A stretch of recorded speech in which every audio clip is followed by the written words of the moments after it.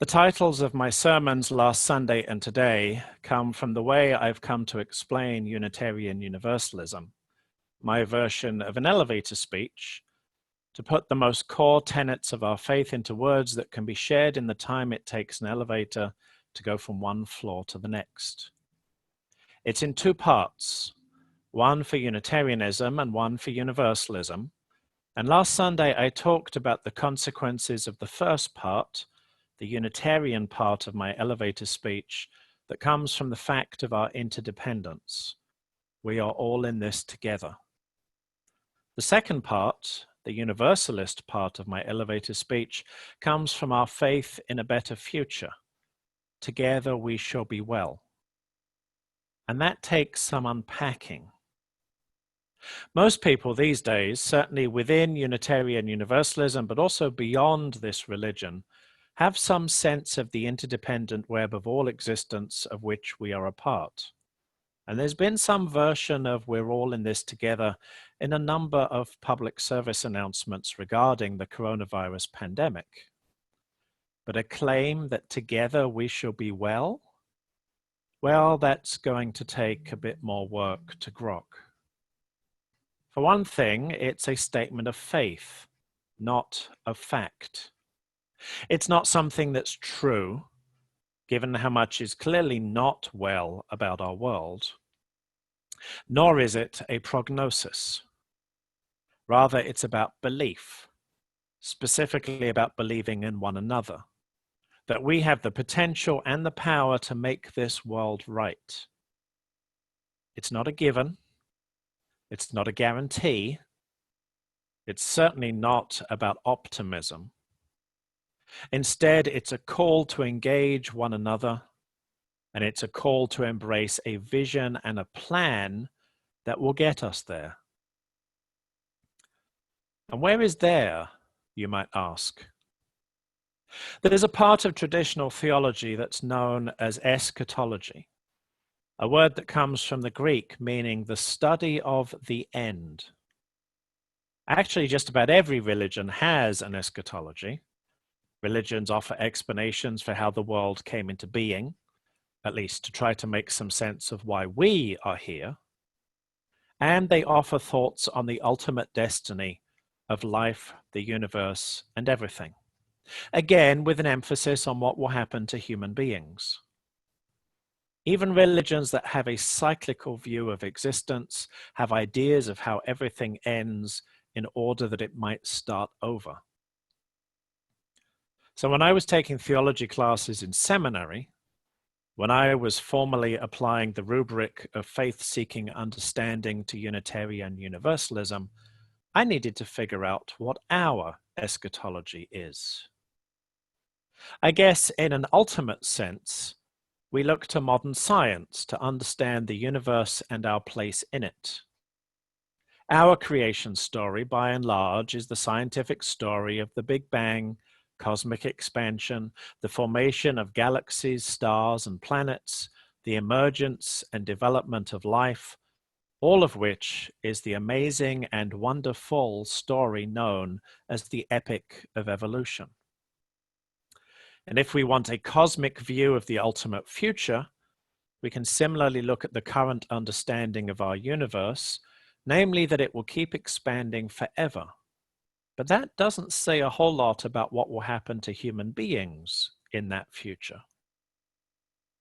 We can rein in our sense of time and talk about the sun running short of hydrogen in 5 or 6 billion years, at which point the sun will swell up and the earth will be uninhabitable. So we might like to imagine that we'll have figured out interstellar travel before that happens, but all of us will be long dead and forgotten by then, so it doesn't really affect life as we know it now. Or we can rein in our sense of time even further and think about human society as we experience it and what it could become in the future. For me then, Unitarian Universalist eschatology is not about the end of the world or Judgment Day or Ragnarok, much less something that is brought upon us by forces beyond our control or ken. Rather, it's about our vision of who we are striving to be as human beings, how we hope that human society will evolve to reflect the best of who we can be. And the name that I give this is beloved community.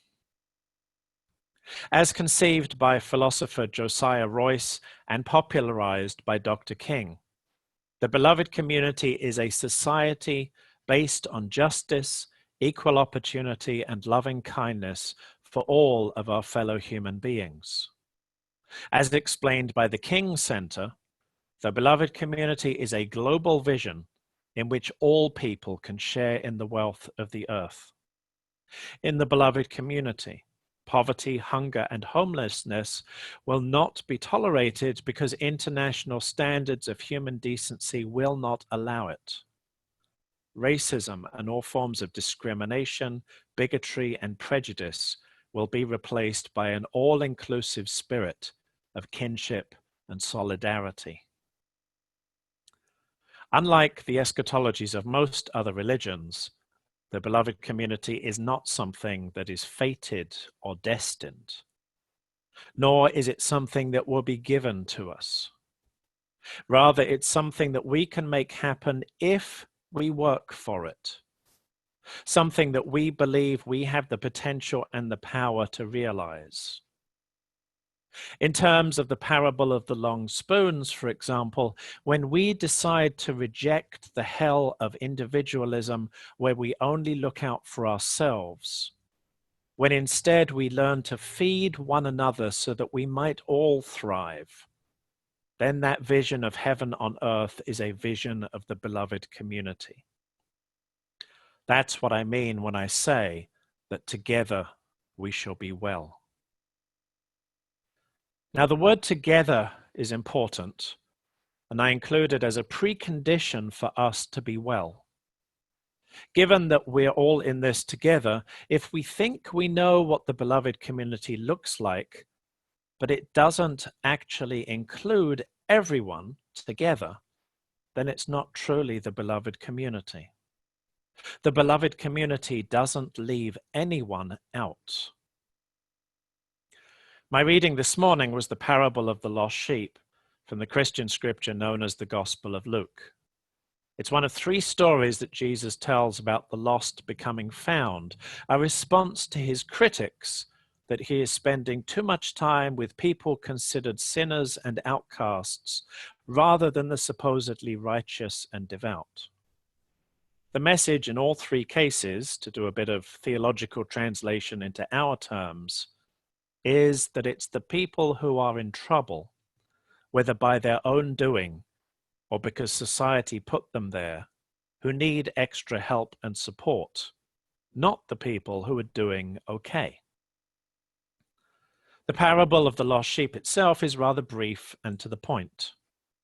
Jesus simply asks his audience, if you had 100 sheep and discovered that one was missing, wouldn't you leave the 99 sheep that are fine and go looking for the one that was quite likely in danger?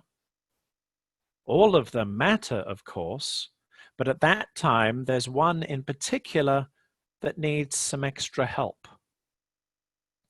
If there are 100 people and 99 of them are doing okay, but one of them is in danger, wouldn't you help that one person?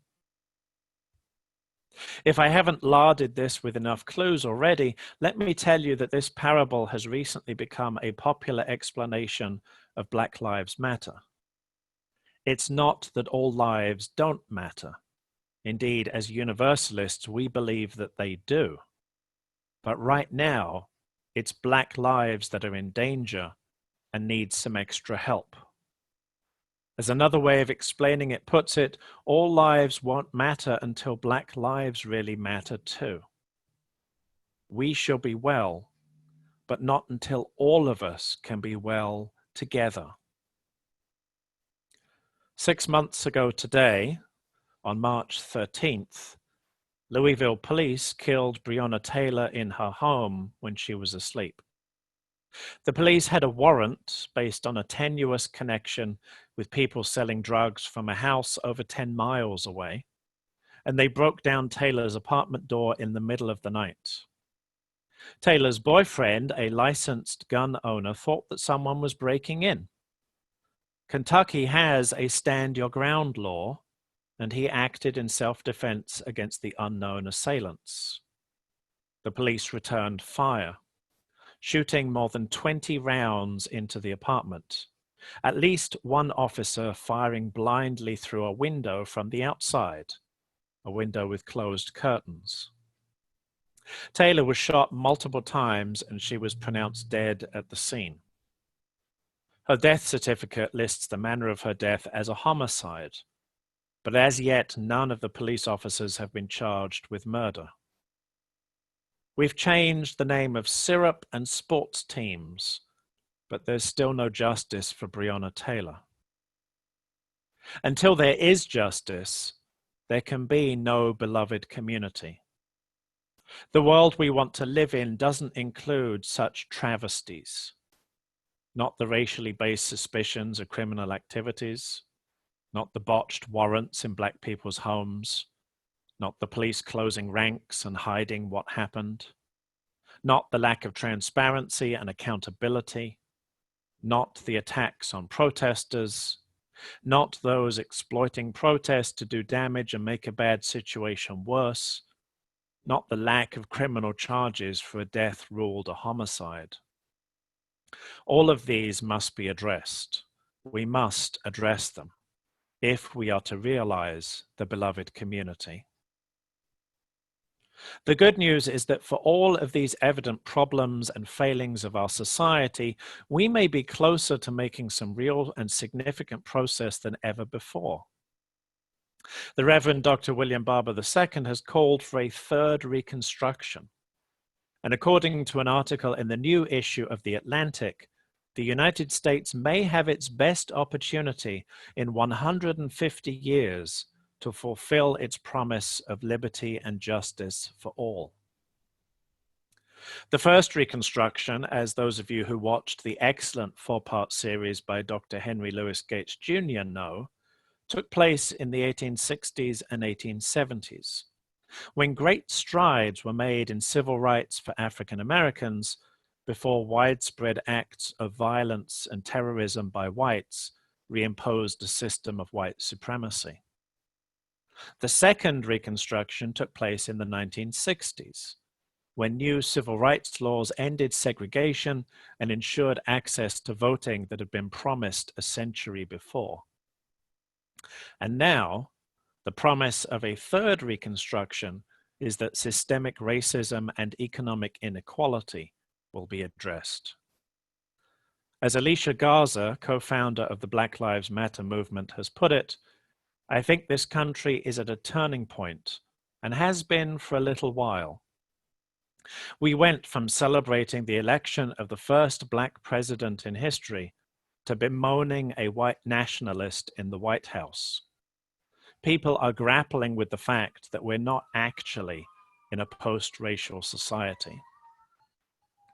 At this point, a majority of Americans recognize the validity of the most basic demand of Black Lives Matter, that the police stop killing black people.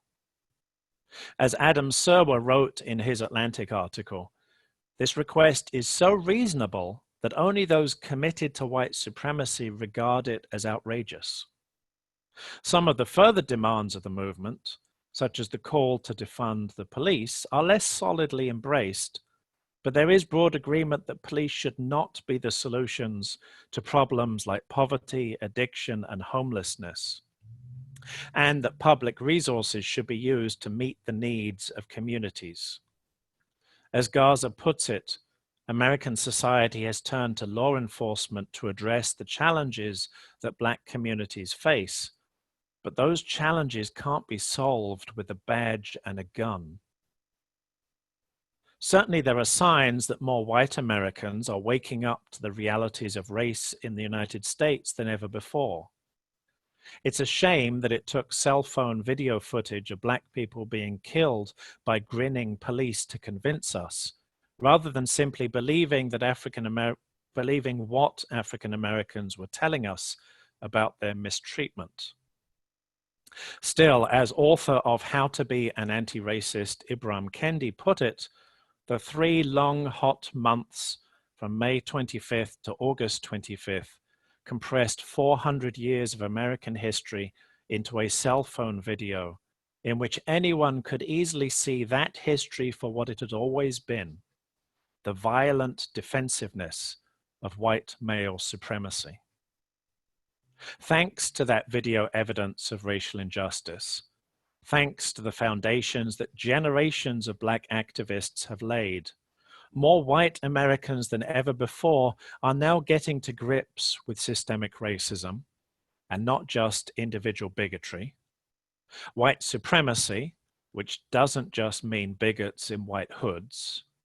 White fragility, which is the reason I had to qualify both systemic racism and white supremacy just now, and what it means to be anti-racist. As Serwer concludes his article in The Atlantic, there has never been an anti-racist majority in American history. There may be one today in the racially and socioeconomically diverse coalition of voters radicalized by the abrupt transition from the hope of the Obama era to the cruelty of the Trump age. What's more, rather than this movement existing only on outrage, which is not a sustainable resource, of course, there is at least one plan that's already been developed to systematically dismantle white supremacy. It's known as the Hamer-Baker Plan, named for 2 pillars of the civil rights movement, Fannie Lou Hamer and Ella Baker. And it's like the Marshall Plan that rebuilt Europe after World War II, except that the ideological goal of the Hamer-Baker Plan is to consolidate justice, not power and empire. So let me finish up with this. We know that there's a lot of work to do, but the good news is that we have one another to do that work together. We know that we have a bold and daring vision of what our future could be, but we have one another to offer encouragement. We know that it will take a long time to fix the damage of the last 4 years, to address what has been put off for 150 years, to make amends for the last 401 years. But we have one another to share the load and offer loving kindness and take turns and keep going. I am so grateful to be a part of this community, the Unitarian Universalist Fellowship of the Peninsula, where we have one another to do this together. Still, I am a realist, and I want to know that there are practical things we can actually do to reach our vision. I don't need it all to be mapped out, but if there's something that needs to happen, I want to know what needs to be in place first so that the next step can then be taken. We need both, a vision and a plan, because it's the vision that inspires and motivates the plan, and it's the plan that realizes the vision. So when I say that my vision of the future is the beloved community, or that I believe that together we shall be well, it's not some pie in the sky, wishful thinking, fingers crossed, fortune cookie platitude. Rather, I believe with my whole heart that we have the potential and the power to make this world right. I believe that if we have the will to make heaven on earth for everyone, and the courage to boldly promise one another that we'll make it happen together, then there's nothing that can stop us. May it be so.